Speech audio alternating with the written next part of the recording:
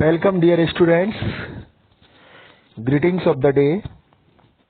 Today is your 15th lecture on title Nutritional Value of Fruits and Vegetables. आज 15वां lecture है आपका nutritional value of fruits and vegetables पर।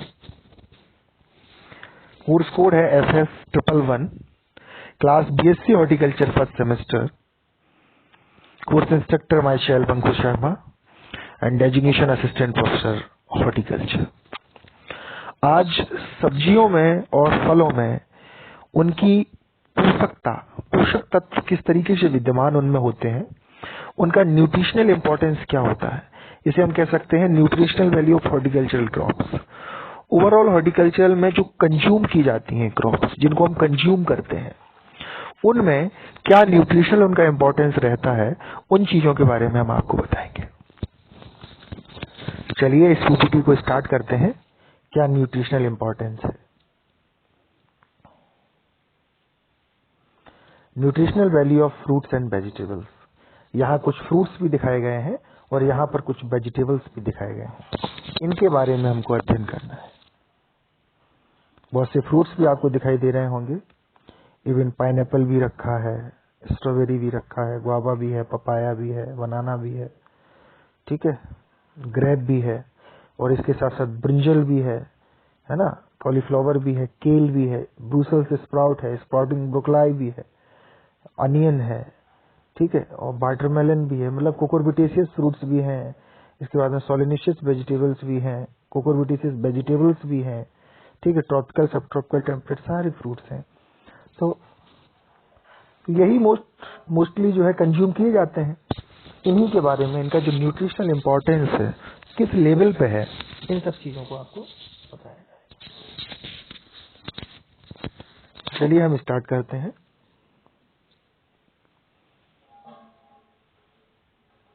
Nutritional value of fruits and vegetables. Nutrients substances obtained from fruit that provide nourishment। Nutrients मतलब पोषक तत्व, substance obtain from food, जो substances जो होते हैं, जो कारक होते हैं, जो फूड से हमको नरिशमेंट मतलब पोषण, ठीक है, एकदम प्रदान करते हैं, वो प्रायः होते हैं मैक्रोन्यूट्रिएंट्स। फिर होता है आपका एनर्जी प्रोड्यूसिंग, फिर है आपका कार्बोहाइड्रेट्स, फैट्स, प्रोटीन। सेकेंड में बात देखें तो माइक्रोन्यूट्रिएंट्स, प्रोटेक्टिव, और इसके बाद में विटामिन्स और मिनरल्स। इस तरीके से जो nutritive value fruits and vegetables की है, उसको कैटेगराइज किया गया है। Macronutrients, energy producing, carbohydrate, fats, protein, और इसमें माइक्रोन्यूट्रिएंट्स, प्रोटेक्टिव, विटामिन्स, मिनरल्स। अब हम बात करेंगे नेक्स्ट स्लाइड की। यहाँ पर nutritive value of fruits and vegetables, जिसमें major nutrients in fruits. Fruits में जो मेजर न्यूट्रिएंट्स पाए जाते हैं, जिनके कारण एक तरीके से हमारे शरीर में बहुत तरह तरह के ग्रोथ एंड डेवलपमेंट्स दिखाई देते हैं, चाहे वो किसी भी सोर्स में हो, चाहे वो हेयर की ग्रोथ में हो, चाहे वो मसल्स की ग्रोथ में हो, चाहे वो बॉडी की ग्रोथ में हो, ठीक है, चाहे वो किसी भी तरीके की ग्रोथ में हो, ओवरऑल डेवलपमेंट की बात की जाती है, तो उसमें इस तरीके के कारक रिस्पॉन्सिबल होते हैं मेजर न्यूट्रिएंट्स इन फ्रूट्स में। जैसे सबसे पहले बटर एक बहुत ही इंपॉर्टेंट अवयव है ग्रोथ एंड डेवलपमेंट के लिए, स्पेशली बॉडी के लिए।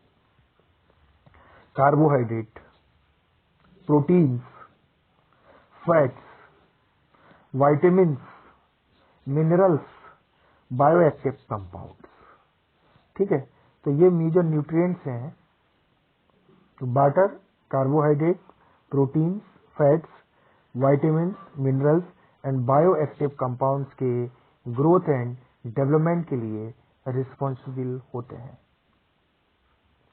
नेक्स्ट हम बात करेंगे nutritive value of fruits and vegetables. सबसे पहले है आपका वाटर, पानी। जैसा कि आपको उसमें बताया गया था कि वाटर, मैंने कहा था कि वाटर एक इंपॉर्टेंट कंस्टिट्यूएंट है ग्रोथ एंड डेवलपमेंट के लिए। तो वाटर क्या करता है उसके बारे में आपको बताएंगे कि सबस्ट्रेट ऑफ बायोलॉजिकल रिएक्शन और act as the matrix of vehicle in which these reactions take place. Substrates का मतलब उत्प्रेरक ऑफ बायोलॉजिकल रिएक्शन, जो जैविक क्रियाएं होती हैं उनके उत्प्रेरक का काम करता है और एक्ट करता है जो व्हीकल, जो दुपहिया वाहन होते हैं जिसमें इस तरीके की रिएक्शंस होती हैं। As a matrix regulate the temperature and pH in human body. ठीक है, मानव शरीर में तापक्रम और पीएच दोनों को रेगुलेट करता है, तापक्रम को भी और पीएच को भी। Maintain cell and tissue integrity, कोशिकाओं को मेंटेन करने के साथ साथ जो टिश्यूज होते हैं उनकी इंटीग्रिटी, उनकी समन्वयता को बढ़ाने का काम करता है, इंटीग्रिटी। ठीक है, तो nutritive value of fruits and vegetables में अगर बटर की बात की जाती है तो इन 3 बिंदुओं में बटर काम करता है। ठीक है, तीनों बिंदु आपके सामने हैं, आप उनको भली भांति देख सकते हैं।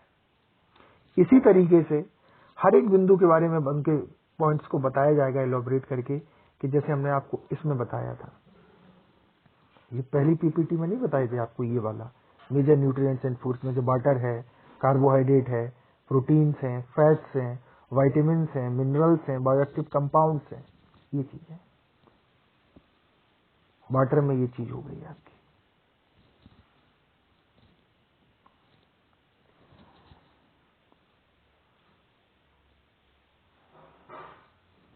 Nutritive value of fruits and vegetables. Carbohydrate, अभी वाटर में बात हुई थी, अब होगी कार्बोहाइड्रेट में। आफ्टर वाटर, मतलब पानी के बाद, carbohydrate are the main component of fruits. जो फ्रूट्स में मेन कंपोनेंट पाया जाता है वो कार्बोहाइड्रेट होता है। Carbohydrate are the main component of fruits and vegetables and represent more than 90% of their dry matter.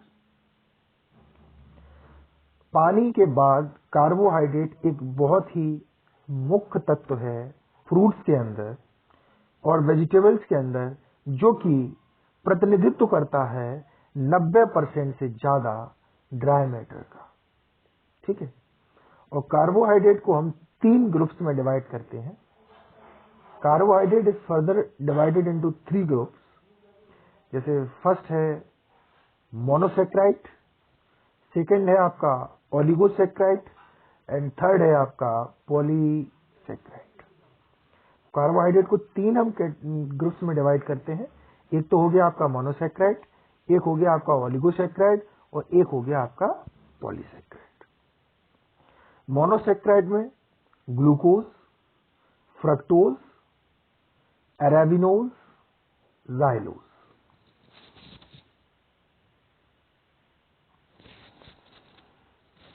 Glucose, fructose, arabinose और xylose, ये मोनोसेक्राइड्स हैं। ओलिगोसेक्राइड्स की बात यदि करें तो सुक्रोज, माल्टोज, रेफिनोज और स्टैच्यूज। पॉलीसेक्राइड की बात करें तो starch, cellulose, hemicellulose. RDA for carbohydrates is 130 gram per day, except in cases of pregnancy, 175 gram per day, and lactation 210 gram per day. ये डेली एक्टिविटी बताई गई है कार्बोहाइड्रेट को लेके कि कार्बोहाइड्रेट 130 ग्राम पर डे चाहिए होता है। जब प्रेगनेंसी में होती है कोई लेडी तो उसको 175 ग्राम पर डे चाहिए होता है। और लैक्टेशन का मतलब होता है जब वो ब्रेस्ट फीडिंग कराती है, अपने बच्चों को स्तनपान कराती है, मतलब उस समय 210 ग्राम पर डे चाहिए होता है कार्बोहाइड्रेट। तो आप वाटर जान चुके, वाटर के बाद में आपने कार्बोहाइड्रेट को जाना। अब नेक्स्ट बात करते हैं functions of protein. Nutritive value of fruits and vegetables में आता है फिर functions of protein. Functions of protein में necessary for building and repairing of body tissue, necessary for building and repairing of body tissue. Necessary का मतलब समझ रहे होंगे कि जरूरी है, वांछनीय है। वो बिल्डिंग बनाने में, रिपेयर का मतलब पुनः निर्माण करने में, ऑफ बॉडी टिश्यूज, जो बॉडी के टिश्यूज होते हैं उनके लिए वांछनीय है। किसके लिए? रिपेयरिंग के लिए और बिल्डिंग के लिए। सेकेंड है as a transport nutrients, nutrients को ट्रांसपोर्ट करने में भी हेल्पफुल है। Act as enzyme and hormones, enzyme और हार्मोन्स को एक्ट करता है। Supply 4 calories per gram energy, 4 calories per gram energy को सप्लाई करता है protein. Help in recovering from infections and diseases, ठीक है।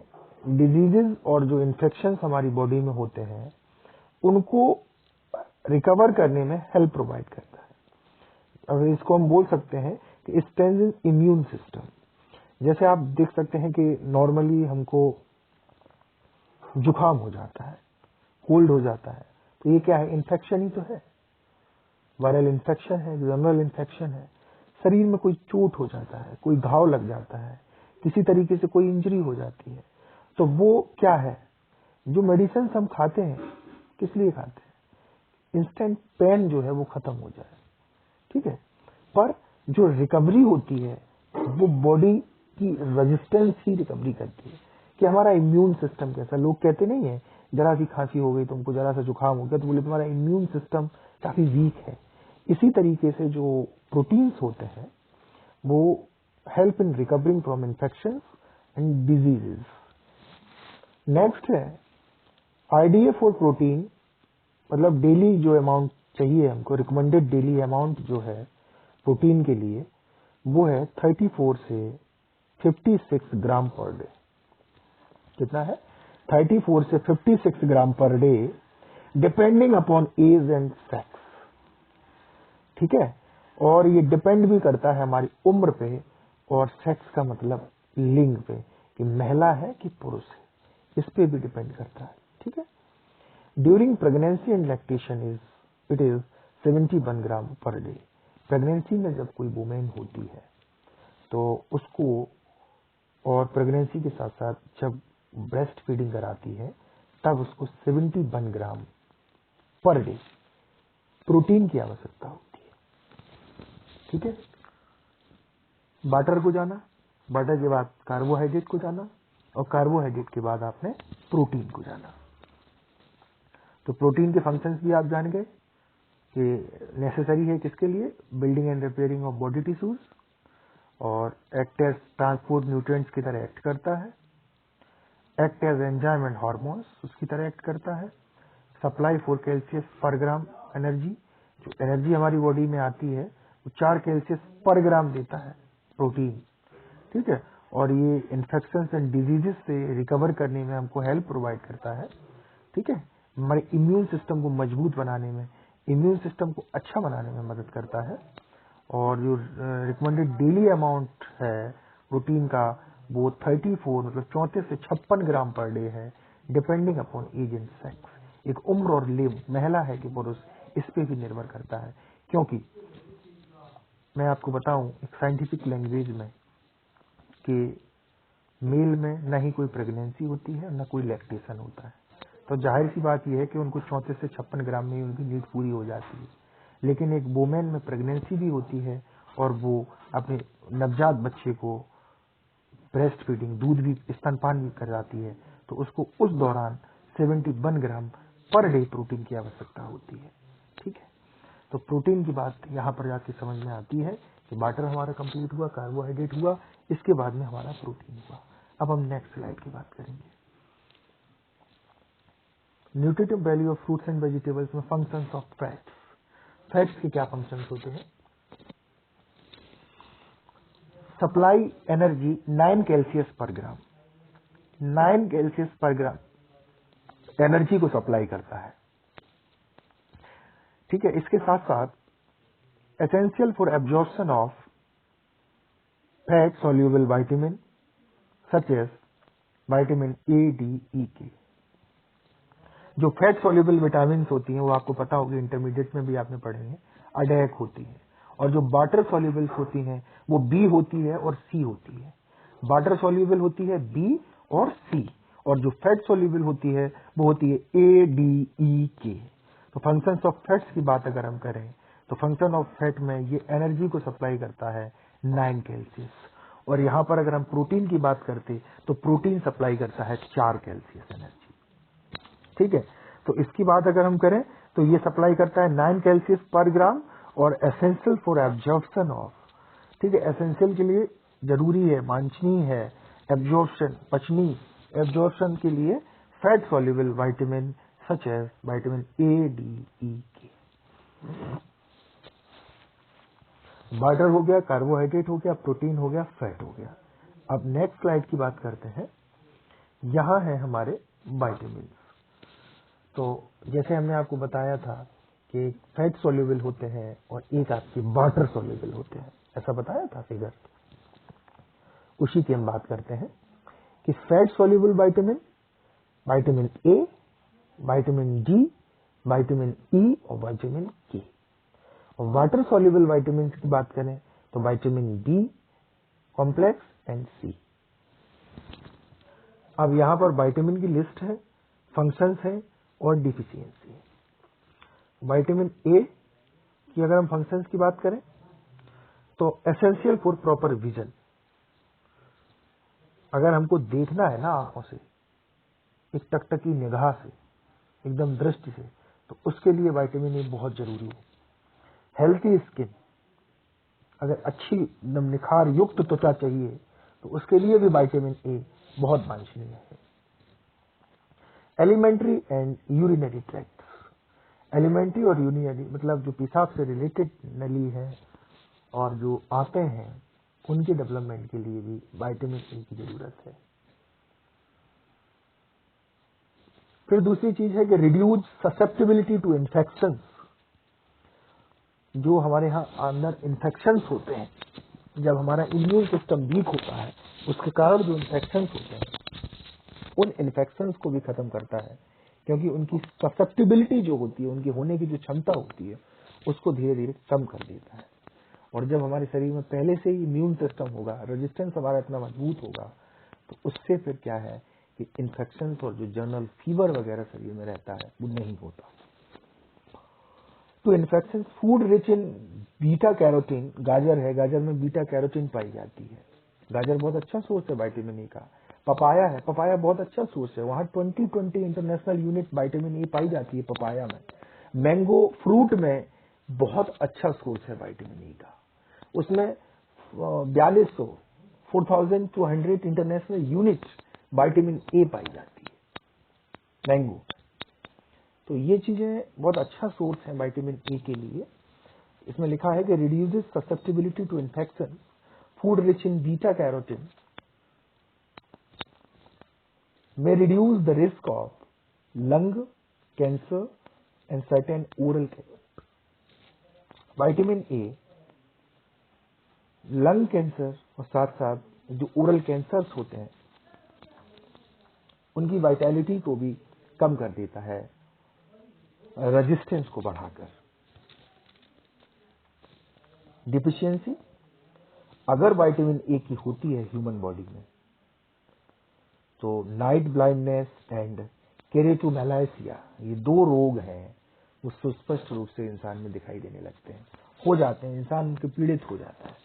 नाइट ब्लाइंडनेस के साथ साथ केरेटोमेलाइसिया। नेक्स्ट है आपका vitamin D. Vitamin D essential है हेल्थी बोन्स के लिए, जो बोन में हड्डियां होती हैं हमारी, उसके लिए बहुत ज्यादा एसेंशियल है। Helps in calcium absorption in body, calcium की एब्जॉर्प्शन में भी बहुत ज्यादा मदद करता है। तो इस पार्ट में मैं केवल इतना बताना चाहूंगा कि जो चीजें हैं nutritive value of fruits and vegetables के लिए के जो फैक्टर्स रिस्पॉन्सिबल हैं, चाहे वो आपका वाटर हो, चाहे वो आपका कार्बोहाइड्रेट हो, चाहे वो आपका फैट हो, चाहे वो आपका प्रोटीन हो और चाहे वो आपका विटामिन हो, उसको बहुत अच्छे से नटसेल में आपने जान लिया है। तो इस वीडियो को हम यहीं तक रखना चाहेंगे। अब इस पीपीटी के सेकेंड पार्ट में हम एक वीडियो बनाएंगे, वो भी आपके एलएमएस पे अपलोड करेंगे। इस वीडियो को हम यहीं खत्म करते हैं, क्योंकि जब वीडियो ज्यादा बड़ा हो जाता है तो वो आपके इंटरेस्ट से बाहर हो जाता है और आप उसको नहीं देखते। इसलिए 20 से 22 मिनट का 25 मिनट का वीडियो एक आइडियल होता है, जिसमें मैंने देखा है विगत 8 महीने से कि इस तरीके की वीडियो को आप लोग देखना बहुत अच्छा पसंद करते हैं। ठीक है, इसी पीपीटी पे दूसरा वीडियो जल्द आपके सामने होगा। नमस्कार।